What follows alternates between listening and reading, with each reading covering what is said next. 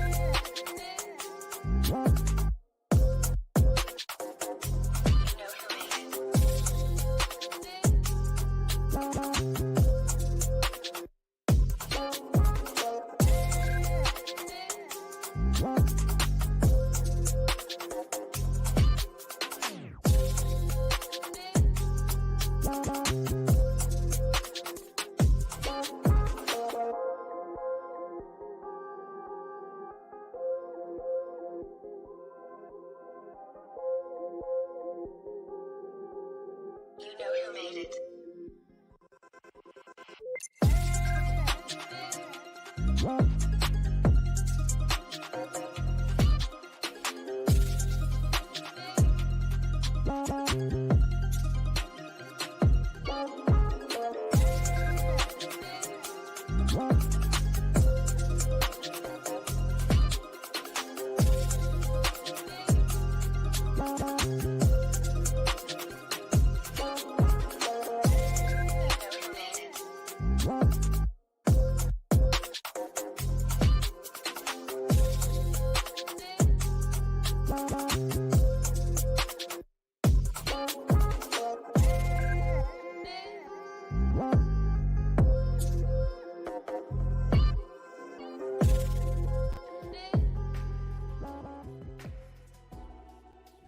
Live from LinkedIn, Facebook, YouTube, Twitter, and Twitch. It's Revening's Whiskey Wednesday.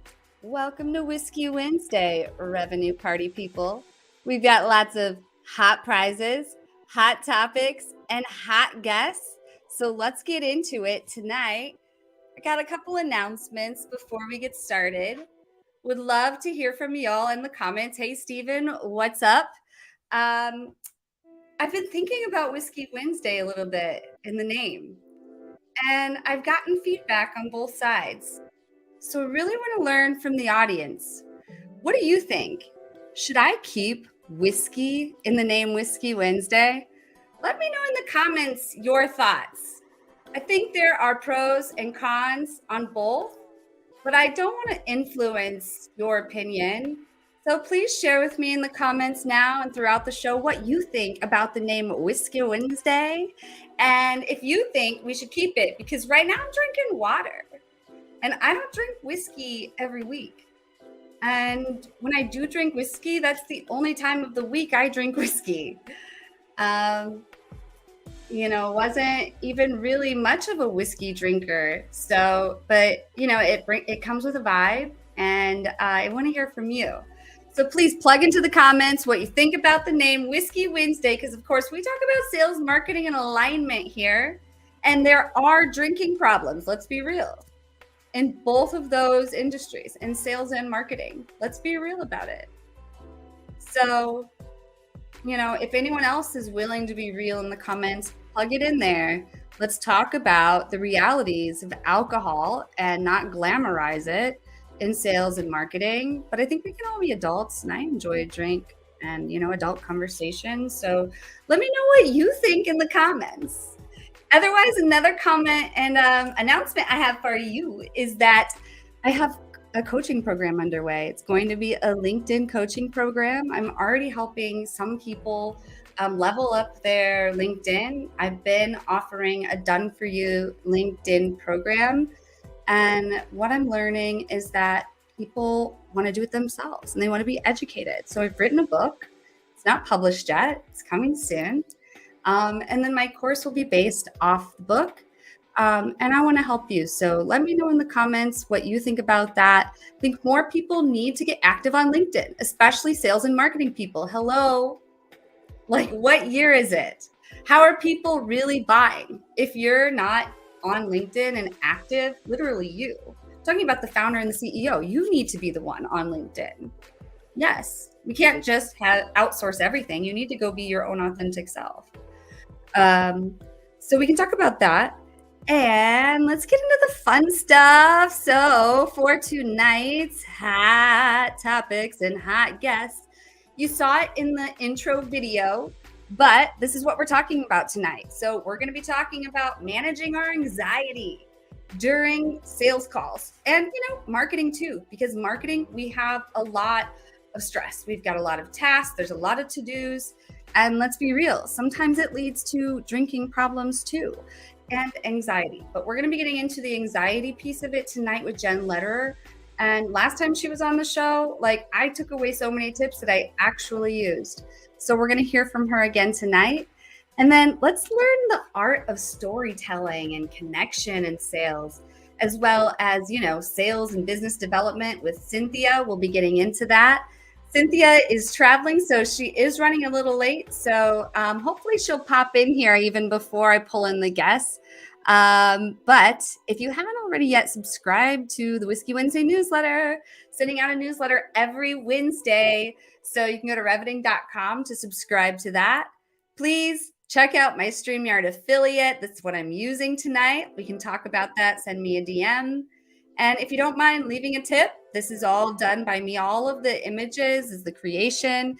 I do get help now from the Task Minions. So shout out to Task Minions. Chandra with the Task Minions has been helping me duplicate a lot of this, but we're doing a lot of it otherwise in-house. So would really love your help. And then of course we have Erica here behind the scenes helping me with the comments. So thank you, Erica, for all of your help. So support Whiskey Wednesday, support small businesses, leave a tip. And so for prize one tonight, you're going to want to enter hashtag email in the comments to enter to win Data Ghost, Lavender Pro, 1 year free, and the Grove cookie box from Cynthia. She's giving out 3. So we're going to have 1 box in 3 of the prizes. So enter hashtag email to enter to win prize 1. And I just saw that Cynthia came in backstage, so I'm getting excited. Prize 2. We've got, you're going to want to put hashtag revenue to enter to win a headset. Hello. And 30 minutes cold call coaching with the Tom Slocum and a box of Grove Cookie Company cookies. Thanks to Cynthia. Again, 3 prizes tonight, 3 winners. Each will get 1 box of cookies. And all of those are thanks to our guest tonight, Cynthia. So please tag her and thank her in the comments for her generosity. And then also tag Jenn in the comments too, because she's giving out on-demand storytelling workshop. So you're going to want to put hashtag cookies to enter to win prize 3. And you're going to get a box of cookies. That's my friend there, Alexa. If you know Alexa, tag her here. Alexa, if you're here, I want to hear from you. Hi. I think of Alexa when I think of Grove Cookie Company, and that's why I put this picture here. It's because she went to a trade show and she was gifted Grove cookies, and I was like, that's awesome. So you'll get a box of cookies from Grove Cookie Company. Tag Grove Cookie Company. Give them some love. They are also a small business, veteran-owned, woman-owned, and they're about to have a baby. So let's give them some love. Tag them in the comments. It's not that hard. Prize 4, tag Proposify. They're making this all possible tonight. And I actually use their app. It really is an awesome app in terms of getting your proposals out there. And I'm a marketer. It's all drag and drop. It makes it very easy for me to make my proposals. And not only that, but then I can see when people are viewing it, when they're signing, when they're not signing, and it just helps me with my sales. So check out Proposify, but also tag them to enter to win the Proposify swag pack. And next week, if you want to learn about LinkedIn, you're not going to want to miss this episode next week with Alex Boyd and Jody Johnson. Please tag them in the comments because I am looking forward to this episode next week with the founder of Revenue Zen, that's Alex Boyd, and CEO of Prospect Hunter, Jody Johnson. We're going to be talking all about LinkedIn and maybe quite possibly some, I don't know, Jesus and turning water into whiskey, possibly. I don't know. We'll see where that conversation goes. But anywho, so here we are. Let's get our guests in here. I see they're both here. Welcome to the show, Jenn and Cynthia. Hi, hello. Hello, Really hello. excited to be here. Hey. I'm so excited to have you, and I'm so glad you made it, Cynthia. And Jenn and I were jamming in the background, just talking, having a great conversation. So I'm really looking forward to our conversation tonight. And I mean, I appreciate it that you guys were so cool about it. I mean, it's been a crazy, crazy, crazy day. I mean, happy that we're on the second month of Q2, but yeah, it's been crazy. I hear that. Yeah. Let us know in the comments. I know personally, like, let's just be real. I had a breakdown today, and I'm going to celebrate that because I felt better after it. But there's so much to do. My to-do list is just building up, and sometimes it's a lot to handle. So I think it's okay to talk about it, and I think we should talk about it. And we're going to be getting into how to manage our anxiety tonight in sales and marketing. So before we get into that, would love to get a quick introduction from both of you. We put a time clock up, if you remember, at a Whiskey Wednesday. So I'm going to put a 2-minute time clock up. If you wouldn't mind, just tell us a full backstory of you, what you're doing, how we can best support you. Feel free to ask our audience to support you in the comments as well, because as you can see, they are engaging here. And we want to get questions from you in the audience as well. So please feel free to chime in as we're going. But Cynthia, let's start with you. Can you please just give us a quick introduction? So yes, my name is Cynthia HANDAL. I am the head of global sales for Samara. I've worked in sales all of my life. And I think that I'm just one of those people that they were never really good at anything in school. Like, I sucked at every single sport. I sucked in art. I sucked in like playing the flute, and all of my sisters and all of my friends were like really into sports or really into like hobbies, and I wasn't really good at anything. So I went through life, I think, and through high school and college thinking that I didn't really have anything until I actually started working in retail back in college. My first job, I was a store manager.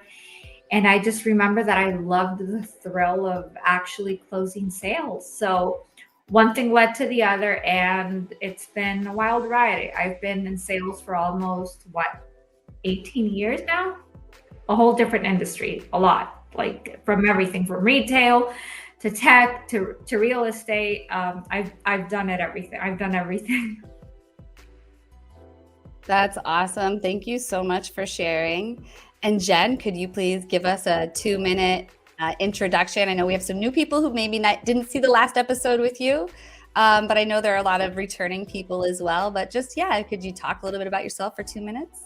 I can make it feel new again. Even people who know me before, I can make it feel new every time, baby. I am Jenn.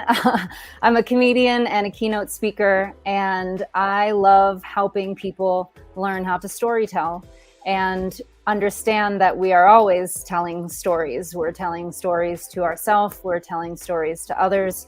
We're hearing their stories. We're reading between the lines of their stories. There are so many conversations happening that the more that you can actually be the writer of them, the more that you can, I don't want to say control, but you can engage in conversations in a lot more connected way. And it's not about being funny. You might end up being funny as long as you don't try to be funny. When people come to me and they say, okay, I want you to teach me how to be funny, that's, I can teach you how to write a formulaic joke and teach you how to, try to be funny. But if you really learn to connect, you might happen to be funny through your honesty, and that is going to build a kind of, fan base or following or audience that stays with you through anything and everything, not just when you're being funny. And that's what I'm interested in, because some businesses, when they try and force humor into their marketing, it does not work. And that is funny to me to watch.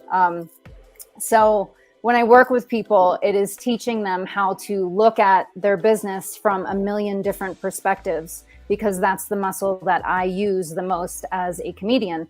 And when you learn to build that muscle, you start to do it really naturally. And then content creation and learning how to flip one thing into 5 different platforms becomes easier. I love that. Thank you so much for sharing. So let's get into these hot topics. Of course, guests, let me turn this clock off. As we're getting through the show, be sure that you're entering to win these amazing prizes. And thank you both so much for your generosity and sharing prizes tonight. Again, people in the audience, give Cynthia and Jenn some love, because I'm really excited about these topics, and they were very generous in sharing prizes. So topic 1, secrets of sales and business development. Can you kick us off with this, Cynthia? I can. I think that one of the main secrets of actually being in sales development, and I see it every single day because I also lead customer BDR retention efforts at Samara. So I'm speaking to a lot of BDRs across all industries. I think that the most important thing that most BDRs forget is that you actually need to prospect every single day to continue building your pipeline. And a lot of people underestimate the fact that it should probably be the first thing that you do in the morning to get over it and build a good list, because that's actually going to drive it's going to be the activity that's going to drive more growth to your pipeline than everything. If you're in outbound sales, if you're in inbound, of course, you're going to be getting a lot of inbound leads, but like 95% of all of us that are in outbound sales, prospecting is probably the most important thing that people underestimate and they need to focus on. Number 2, I think that with, everything's changing so much in the sales landscape and so much stories going on about dark social, about building your personal brand, about social selling, especially in times of adversity. Like now, people forget that the easiest way to probably reach quota is by sticking to the basics. And I know the basics are boring. I was just talking about that. The basics is our good old friend, the phone and email, personalization. That's the way things were done. And that's the way for hundreds of years that companies did business, by using the phone. So I think that people forget that. Like there is no magic key, there is no secret formula, no secret sauce. And if you stick to the basics, you're probably going to repeat every single day and just put effort into the activity. You're probably going to become really good at what you do and reach your quota. I think that those are the probably 2 most important things that people forget, and that they're the biggest secrets. I love that. Thanks for sharing. Jenn, anything you would add to this topic? No, she covered everything beautifully. You're the expert here, Cynthia, on this one. Yeah. And it's just so honest and it's simple, but the simple stuff is easy to put off, to say, I'll do it after lunch, to whatever. So the key of doing it first, I think, is really important, because then you don't talk those stories. We don't tell ourselves the story of when we're going to do it later, when we know that we won't. I actually had an activity with my team that was really fun yesterday, and no promotion here, but I'm obsessed with everything that has to do with Jeff Blount, and I'm reading his book, Selling in a Crisis, right now. I don't know if you can see it. And there's a chapter called Eat the Frog.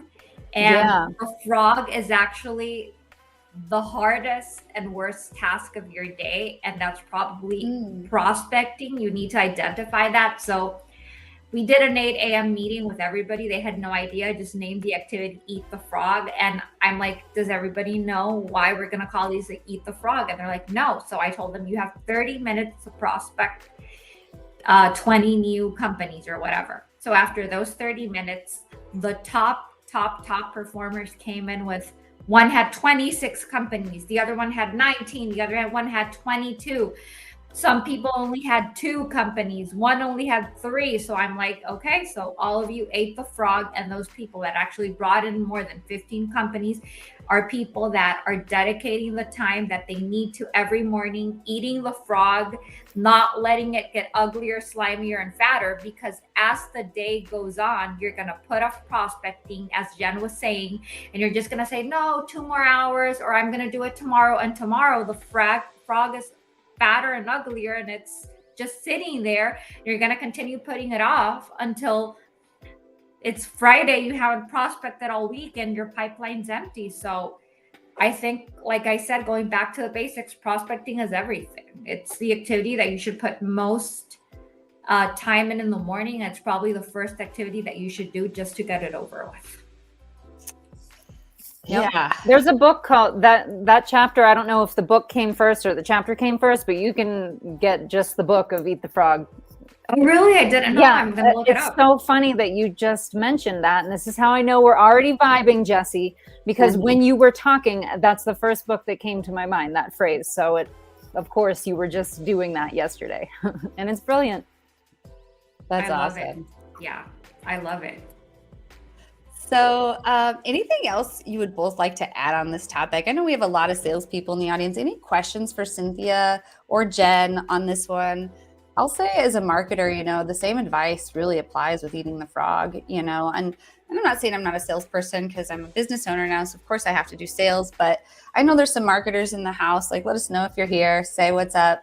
And we have a lot of tasks on our to-do list, right? So like, what's that hardest task on our to-do list that is due the soonest, because we have different deadlines. So just like tackle the biggest one first. That's the way I would read that. So I think that's really great advice. And I love to, I hate seeing on LinkedIn, like, can we just mention really quick all the marketing haters out there who are hating on salespeople, and like they're getting these DMs from salespeople or cold outreach. And while I get their point that like, yeah, we shouldn't be like, I don't know. I get their point that like, I don't always like cold outreach, but it's because it's like poorly targeted.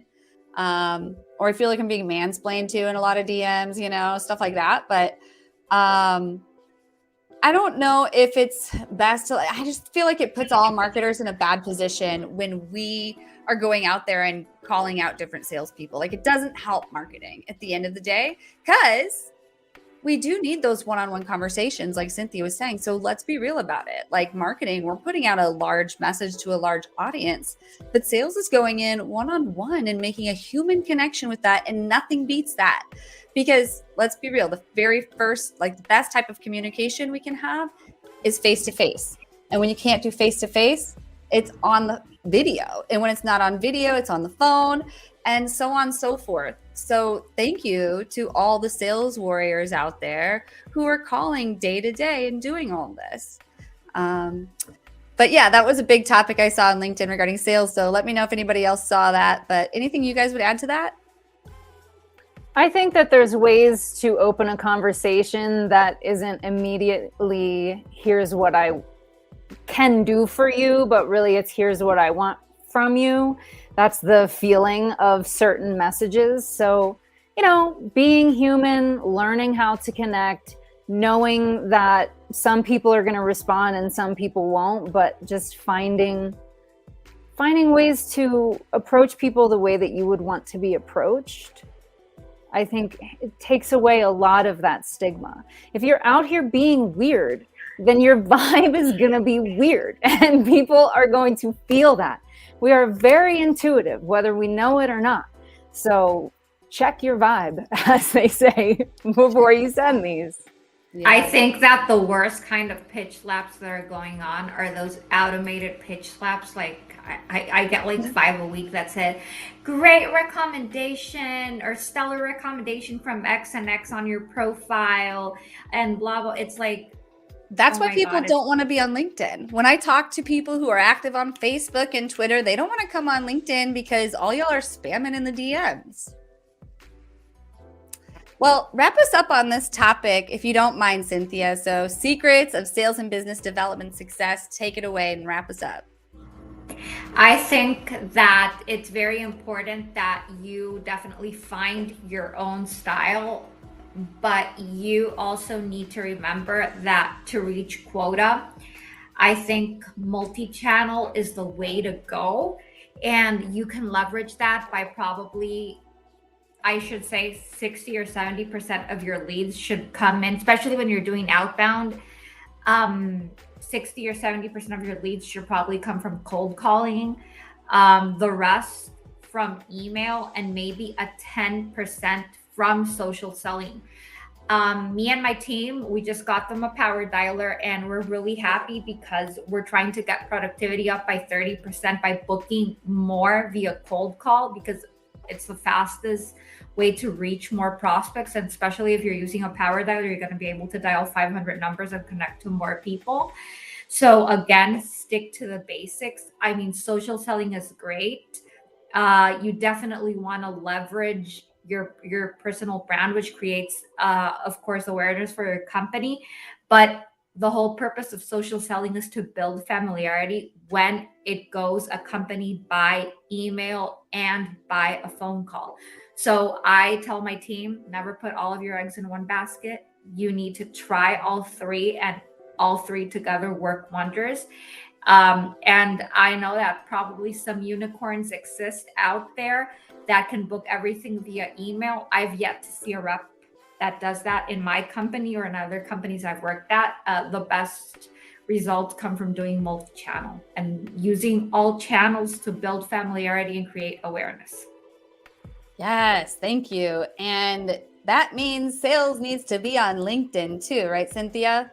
100%. And I would wrap the LinkedIn conversation we were having as yes, LinkedIn is a professional network. It's funny because I just had that conversation with my team on Monday. This isn't Twitter, and it's definitely not Instagram. So yes, you can be real. Yes, you can get personal, but the whole purpose of LinkedIn is to create content for your community to actually make business. That's the way I see it. I'm not out there, like, I rarely post personal things, like, or maybe I do, only if it's related to work, because I'm trying to build an audience, and my audience includes a lot of VPs of sales, business development, CEOs, COOs, founders.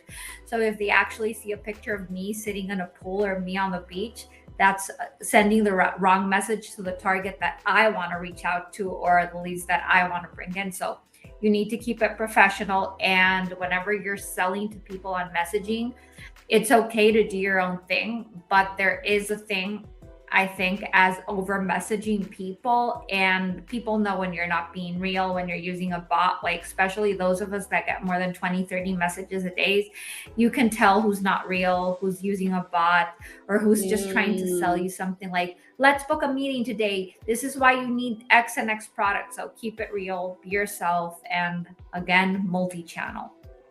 Multi-channel, everybody. And, we're going to be talking more about keeping it real. And speaking of creating content for your audience, one thing I find with folks who aren't posting on LinkedIn is, there's an anxiety or just something, an imposter syndrome holding them back. And so I'm looking forward to getting in a little bit of the nerves of sales and marketing here in a minute. But Jen, can you kick us off on topic 2? And we can blend it together with topic 3. So topic 2 is learn the art of storytelling and connection in sales.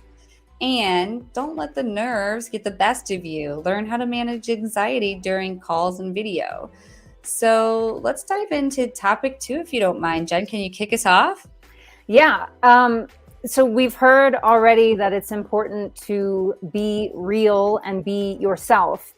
So can you answer what that is? Whether you are talking about speaking in the voice of your business, or if you and the voice of your business are kind of one. Okay, so what does that mean for you when you are being real, when you are showing up fully? If you can't answer that, there's a good chance that there's a lot of autopilot choices going on. And that's why you don't have a clear narrative for how you want to show up on your social media, in your newsletter if you have one, and you might sound different. The voice of you and your business can kind of feel choppy. So before you can start to decide what stories you're going to tell. How are you telling them? What is your voice? And the only way that you can really hone that is to start telling stories. And you can do it in writing. You can do it talking to a friend. You could literally set up a 15-minute phone call with a friend once a week and say, listen, I'm just going to run through some stories that connect to my business. And here are some frameworks that you could start brainstorming in. How do you do what you do? What is your actual approach? Yes, I'm a comedian and I'm a keynote speaker and I teach people how to storytell. But the way that I do that is very much in the muscle of my comedy writing, which is about choosing words really specifically to get a reaction. For comedy, it's to get laughter. For you, it's to connect. So what stories can you have on hand for the lead-ins, right? Like the content that you have online that are making people say, oh, I might want to have a conversation with them, or that make people have you top of mind when the problem you solve is finally present. But then there's the stories that they are telling you once you're on the phone with them in a sales call. And there's the stories that you've told yourself about how you act when you're on a sales call, how you feel, the things that normally take you down, the ways in which you don't close very often, or maybe your story is you close every call. What are the stories? And again, as a comedian, I have a lot of practice of getting in front of a room and getting their reactions. And sometimes there's hecklers. But at this point, I've heard it all. So I have something to respond with to almost anything that anyone can say to me. Or I know how to pivot away from that person and not give them any air. So if you are on a call with somebody and you start to become really aware of the stories that people give you at certain points in the conversation, usually when you get closer to talking about money, how can you respond to that story? Do you have scripts and, are you prepared to talk to that story? Not manipulate it necessarily and not shut it down. I talk to people about sitting in the discomfort and letting people want to run away, and maybe even saying it. I know you want to run away right now. Can you sit for 30 more seconds in this discomfort? When you start to speak to the quiet part that most people aren't used to hearing out loud, another muscle that I've gotten used to as a comedian, it knocks people off their center enough that they become real without planning to. You start to actually see who the person is, their script, their story. You just confused them. They are snapped out of the thing that they were just in. And now you can actually connect. And it is not about, gotcha, now you can't get off this call until I get a yes from you. It's just, can we just keep having this conversation, because I'm just here to connect with you. And I'm just trying to get a little more information from you, because ultimately I want to help you. And if I believe I cannot help you, I absolutely will let you go. But having stories that help to connect, help to validate the fears that people have, the doubts that people have, the ways that people have been burned before when they thought that they were making a right decision. Like, all of these things are the stories that we bring to a sales call. So that anxiety, right? Definitely. That's all like built into that. And I can go into some of that, but I've been rambling. So if you want to do anything with what I just said. Anything that you want to chime in on with the storytelling piece of it, Cynthia? So I think that what Jen actually said, when you talk about tone of voice, like I heard about this like 2 months ago from Ronan Passar, and like it really echoed to me. There are 3 types of tone of voice, like the warm, friendly tone of voice, and that's great if you have that natural voice. Then it's like the professional and clear tone of voice, and the third tone of voice, which is the funny tone of voice, which, as Jen said, if you're not a natural in being funny, you can learn, but it's not going to come off as natural. So definitely when you're storytelling, you need to pay attention to your tone of voice, because that's going to probably set the tone for the entire conversation.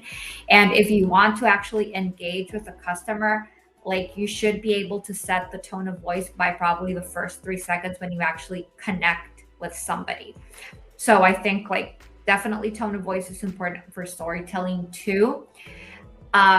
It's kind of funny because we actually we're trying to get into more storytelling these days in Samara, and we're sending a lot of personalized content to our prospects, and that includes sending videos on specific positions and candidates. And it's worked out really well because, for example, we just created a specific template for heads of sales who want to hire BDRs and SDRs. So it's really about telling them the story, how these 3 people that were sending videos got hired within X and X companies. And these BDRs started at 0. And we tell the story and we create a blurb for each BDR that goes with the video. So it's like telling the story of success and how they're now successful in these companies, and the videos that they started in and the videos that they ended with. So I think actually creating content is huge, huge, huge for selling. Great point. So you were going to move on a little bit into the anxiety piece, Jen. Can you take us into that realm of the storytelling piece? Yeah, absolutely. So taking it in the context of either right before you're getting on a sales call or right before you're going to sit down and create a video, whether it's going to go on your socials or direct to somebody, I always recommend that people do something before they sit down to that thing to shake off whatever you're carrying around from your day. And you can physically shake your body, shake your hands. If you can get outside, that's great.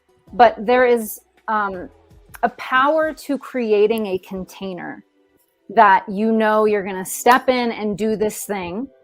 And that cues your body. It cues your body to get into a certain mental state, energy state, and awareness, instead of having a constant blurred line of your day. Practicing transitions all the time, honestly, before, especially now that so many of us don't have lines between work and home, having ways to cue to your body that you are starting work, that you are ending work, that you are taking a break. These are all ways that you can practice this transition into a sales call or on a video, listening to certain music, whatever. Once you're on the call or doing the video, more than likely your body is going to betray you. Okay. That's just going to happen. This happens when I'm on stage. It happens when people give talks. I don't care how mentally you have prepared for something. If your nervous system and body is not on board, you will start to sweat. You will start to lose your train of thought. You will have fast heart rate. All of those things happen without you allowing them to. So you have to have a way of moving that energy when you feel it happen. Oftentimes we get so scared of the anxiety because of what we feel the anxiety does to us. It knocks us off track, right? And so before it even happens, sometimes we start knocking ourselves off track just to get ahead of it. So when you feel it coming, move it out of your body. Picture it moving out of your fingers. Picture it moving down through your legs, down through your feet, down through the floor, through the building that you're in, into the earth. Get it out of your body. That is not your responsibility right now to process that anxiety or try and hold it in your body. Move it out. And the more that you can try to let go of what's in your body before the call or before the video, the more likely you're going to be able to recognize, this isn't even mine. I'm picking up the anxiety of the person I'm on the call with. So I'm just going to let that fall through. You can also picture a bowl in between you and the person if you're talking to somebody, and everything they say goes into the bowl. I don't actually pick up anything that they are saying. This is not my responsibility to process their fear and anxiety. We're going to put it in the bowl, especially if you're doing a bunch of calls right in a row. You don't have time. You don't have time to be processing and going for a walk in between every call. That would be lovely, but you don't have time. So, moving it through your body and picturing a physical space in between you and that person where all of their stuff goes are two really effective ways that I can stay centered when I'm on a call or on stage or whatever. Wow, Jen, that is so valuable. And I have to admit and be vulnerable, but I don't mind being vulnerable because I have really made a vow to like build in public and just be myself. And, I get anxiety during sales calls, and your advice of letting it move through the fingers was really helpful for me. And I love the thing that you added about putting it in a bowl. Mm-hmm. And I think that, so many people are scared to talk about this or own up to it. So I'd really like to encourage people to it's okay. Let's just talk about it. Not all of us are super comfortable in all settings. I don't know, Cynthia, maybe you are. Have you ever experienced anxiety in a sales call? Oh my God.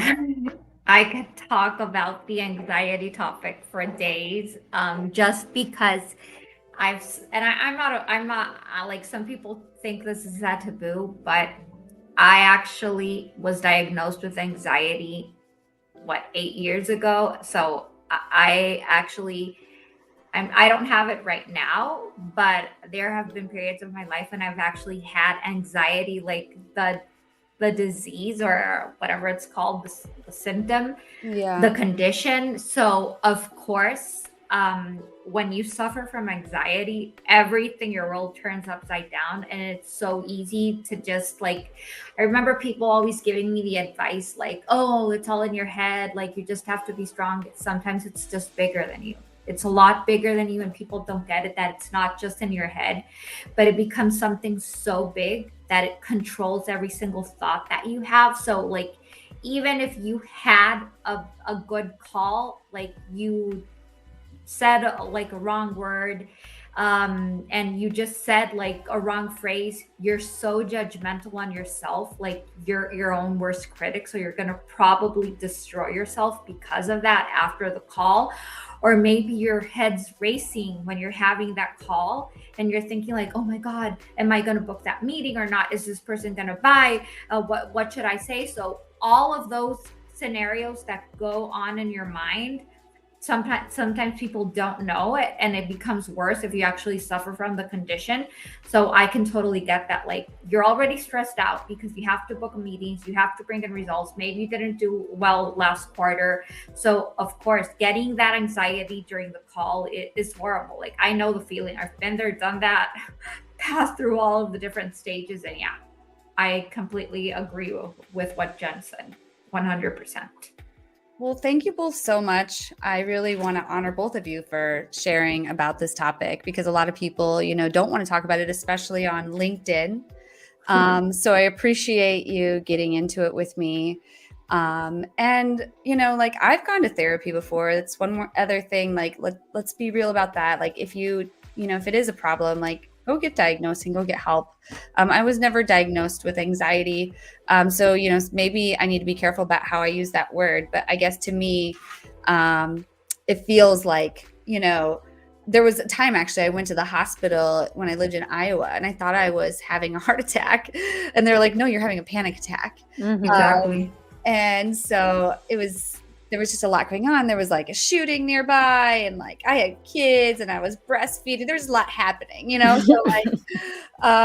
So yeah, it's okay to talk about it. Susan, you warming my heart in the comments. Thank you. That's exactly why I give myself permission to just be vulnerable, is because I hope it'll help one other person, so it gives you all permission to do it too, because I hope we can all do that. But let's get more into this anxiety topic in just a moment. But for right now, I have some special messages for you. So hold tight. Hey guys, I'm Brittany. I've been designing websites for clients for about 8 years now, and as you know, businesses evolve a lot over the years, right? So I used to go back and forth with my clients via email or phone calls, trying to gather all the details of their business, their product and service descriptions, benefits to their clients, processes for collecting leads and onboarding, branding elements, and important accounts associated with their website. All these details are super important for building a solid foundation for your website, but that back and forth takes a lot of time. And sometimes I could sense that my clients felt rushed to get me the information that I needed. Now that I have my website project planner, I can collect all these important details from my clients without all that back and forth emails and calls.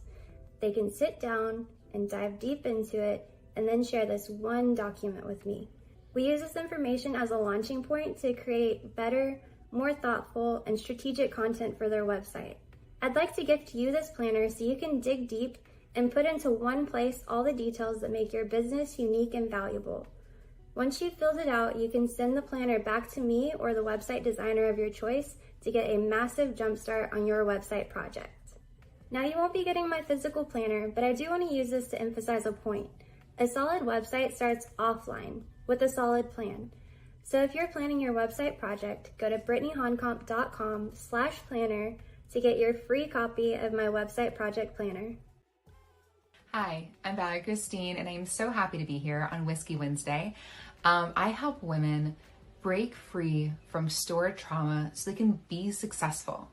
If you've ever known how to do something, you had all the strategies, but you still weren't successful at it, it might be because of stored trauma.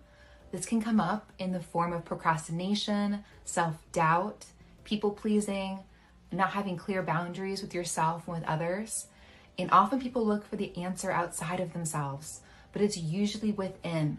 So if you're finding yourself struggling to succeed and you know what to do, you have a list of what to do, but you're just not able to get yourself to do it, reach out to me on Instagram at Heal with Valerie, and that's Heal with Valerie. I would love to talk with you and see in what ways we can support you to get to where you really want to be. Awesome. Well, if you don't mind, audience, please tag Brittany and Valerie in the comments. And let's give them some love because Valerie is doing really great work. She is, I can't speak high enough of her. So please go search her and learn a little bit more about her. Maybe if you don't need her services, someone you know might. And also Brittany is helping a lot of people with their websites. So she is doing the Divi theme on WordPress primarily. But you know, she is all around skilled and is working on some courses and ways to like teach people. So Brittany, tell us in the comments a little bit about what you're doing, both of you, but let's continue this conversation and kind of get into topic 4, because the topic 4, it easily goes into this conversation we were having about anxiety. So Cynthia, you know, closing deals with confidence. So let's get past, you know, this and it's not always easier. It's easier said than done, right? But like coming into our power and closing deals with confidence. Can you kick us off with this topic? So I think that closing deals with confidence is a great subject because, and I mean, this isn't just for the BDRs listening to us, because a lot of BDRs actually don't close deals. This is more the AEs. I think that one, it really depends on the industry that you are working for, and it really depends on the sales cycle. I've done both types, that just so that you know, like products that have really fast sales cycle and products that have really low sales cycle, slow sales cycles. So this is going back to my first point, why you need to prospect every single day, because if you're waiting for that magic bullet to just magically show up and you close the deal and you have a really slow sales cycle, in order to close that deal and make sure that you keep your pipeline full and you're closing a lot of deals, you need to keep nurturing your customers and building your pipeline. And if your sales cycle is fast, of course, you're probably getting more inbound leads, or your product has a different price point, or it's probably lower. Sometimes you just forget that in times where leads are scarce or in times of adversity, you try to look for that magic bullet or for that unicorn, as we call it, and you start closing deals. That's where you start looking for discounts because you're desperate, or you start going back to like dead prospects, and then you forget that you're good at what you do, and you need to remember those wins, and remember how you felt, how good it felt when you actually closed your first deal, no matter the size. That feeling that you had, you need to keep holding on to that whenever you're about to close a deal, or when you haven't even closed a deal. And sometimes remember why you're a rock star or why you did so good in your job, just to be able to keep closing, because we all have hard months, or sometimes we all have fantastic months, and that's just sales, the ups and downs of it.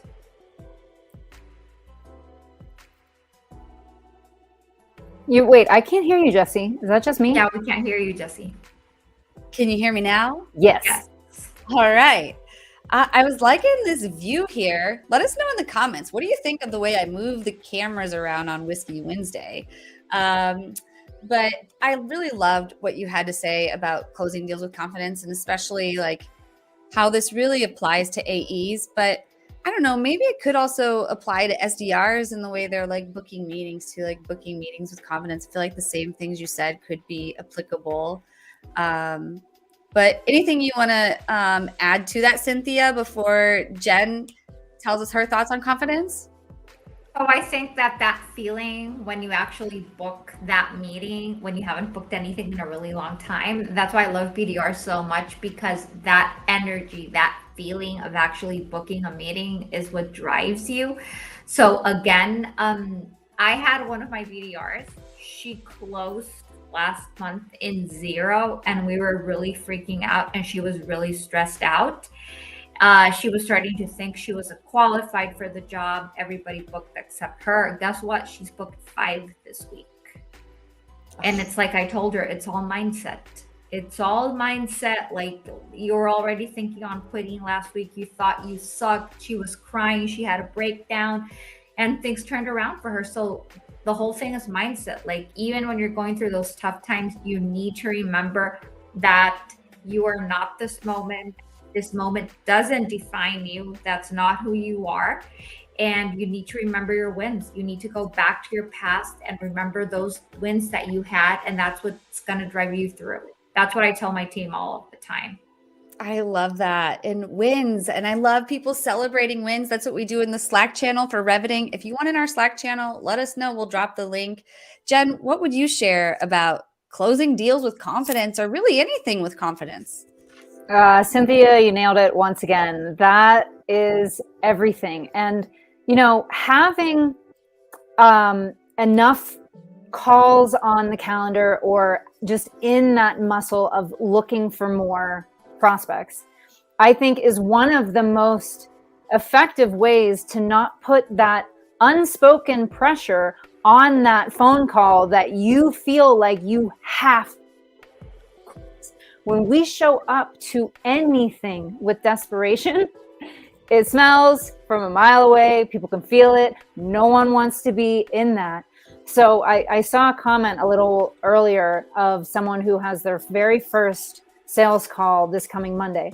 And I would tell that person to really, really listen to this advice that Cynthia gave. It's like, that first one is exciting because it's your first one, not because it needs to be the best or the most successful. Do it, and then the next call is actually the job. Like, having your first call on the calendar is great, but like, what about 2 through 10 for next week is more the focus than closing that call. And that's true when I get on stage as well. Sometimes there's just bad nights. Sometimes it just doesn't click with audiences. If I let that night define me, I will never get on stage again. So that advice of this moment does not define you can absolutely be applied everywhere that requires you to get up and do it again, which is life. I have something to show you. Okay. Yes. What we're talking about. You're going to love it. I just have to look for it. Oh my gosh, everybody put in the comments, what do you think she's going to show us? What is she pulling out of that bag? Oh my God. I hope it's a dog. I am gonna so like excited. it. I love this.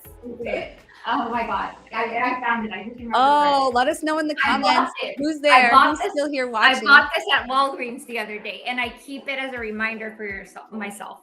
Oh, I saw this card and I bought it. oh, You are not this moment. Yep. moment. In rainbow, baby. There you go. You are not this moment. That's like, if you take anything from this conversation, like the ability to keep it moving is that belief to get on the next call, send the next email, whatever it is you're doing. Oof.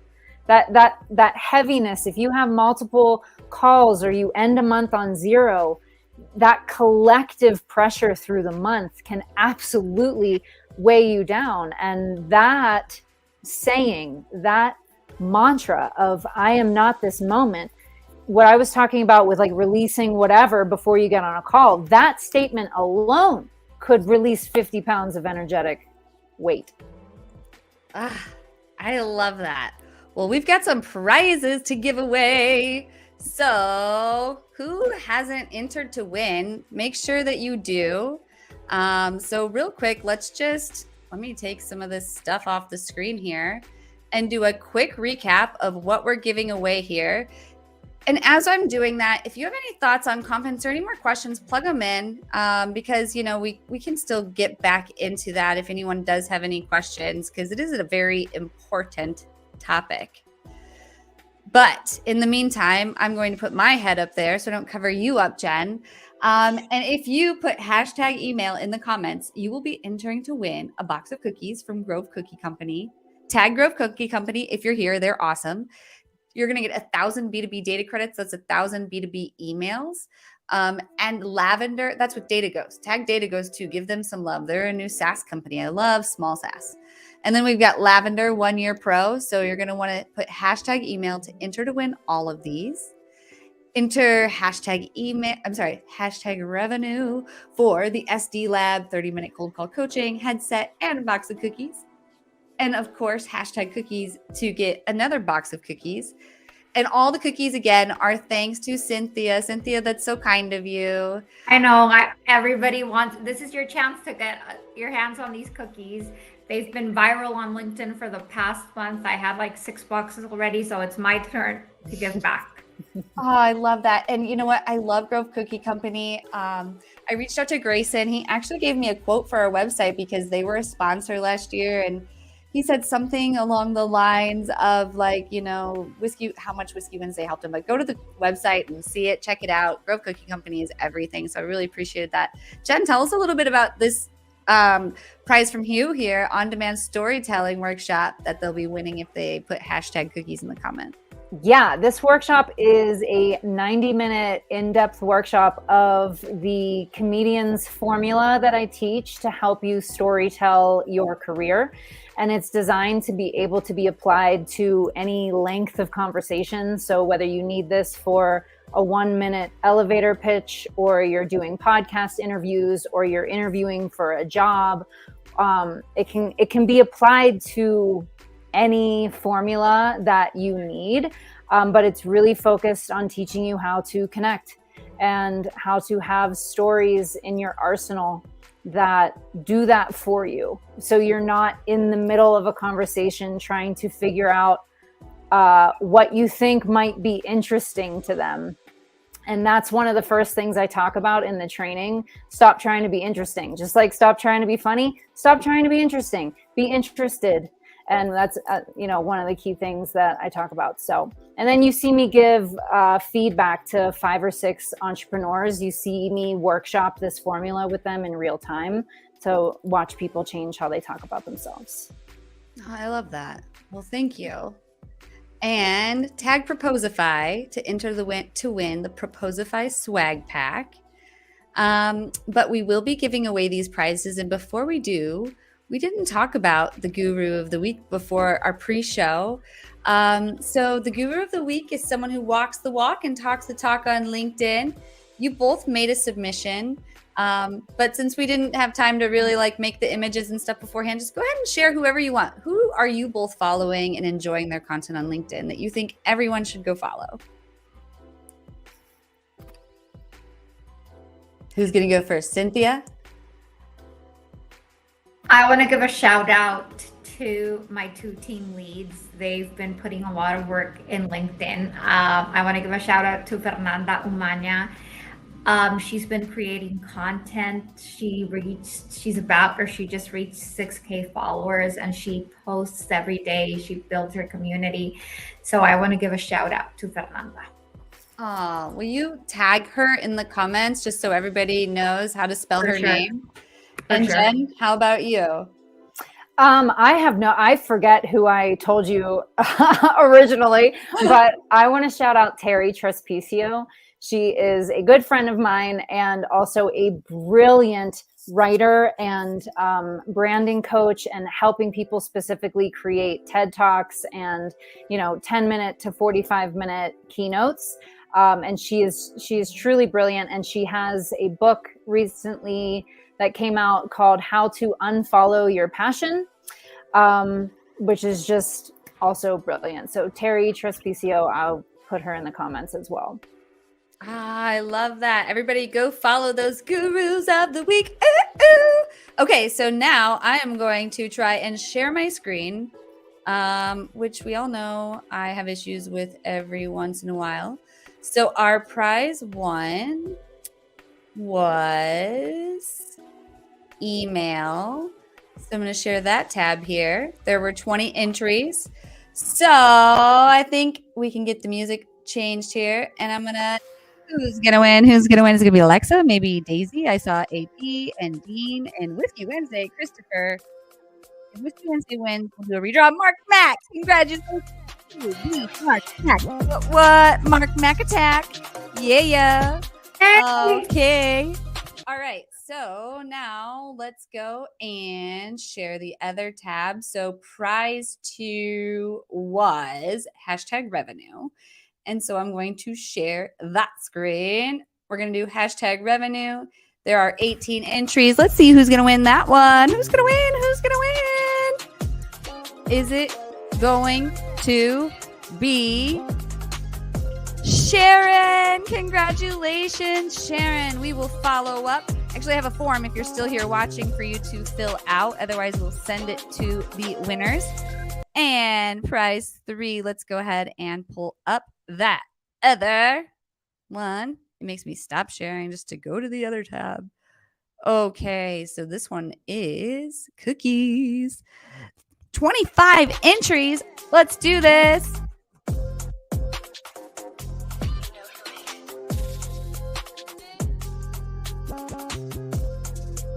Sarah Hanks, congratulations. I know she's won before.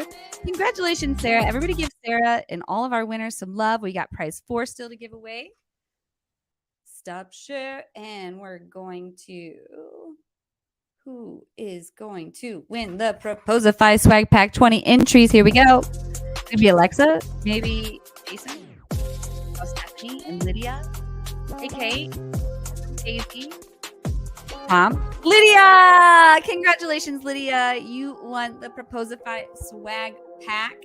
So real quick, let me just stop my share, and I'm going to put up here the form. So if you are a winner and you are watching, you can send, I thought I had the form here, but there it is. Claim your prize. We have this form that we ask all prize winners to, follow up with, fill it out, and then we'll send you an email to connect you with these brands, as well as the prize givers. But thank you so much to our guests for this amazing conversation. I hope you can both stick around for the after party, and anyone else who's still here.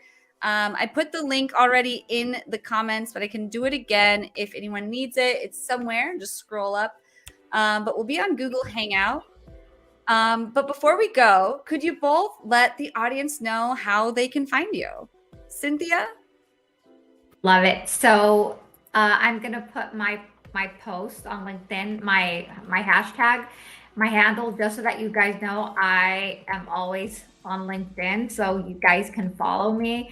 You might like my content, you might not, but I post once a day, and it's all related to BDRs and SDRs and what it's like to be on a daily basis working with a team. So follow me if you want to learn more. If you just want to talk to me, I'm always there. Awesome. Thank you. And Jen, how about you? How can the audience find you? I'm on LinkedIn, I'm on Instagram, I'm on TikTok, I send emails. So JennLEDERER.com if you want to get an overview of all the ways that you can step into my world, or I'm at JennLEDERER on literally everything. Awesome. Well, this has been an amazing conversation. Thank you, everyone who's been here. We're going to wrap up and go meet in the Google Hangout. I put it in the private chat for our guests in case you are able to join. Just be sure to grab that link. Otherwise, I'll close this out with an outro video. Any last words before we go? Cynthia, thank you for everything you shared. It was brilliant. I learned so much, and I think we were on the same vibe about storytelling. I mean, that was awesome. It was great meeting you too. You too. Thank you, Jessie. Yes, thank you both so much. And audience, until next week, hope to see you at the after party. Take care. Bye.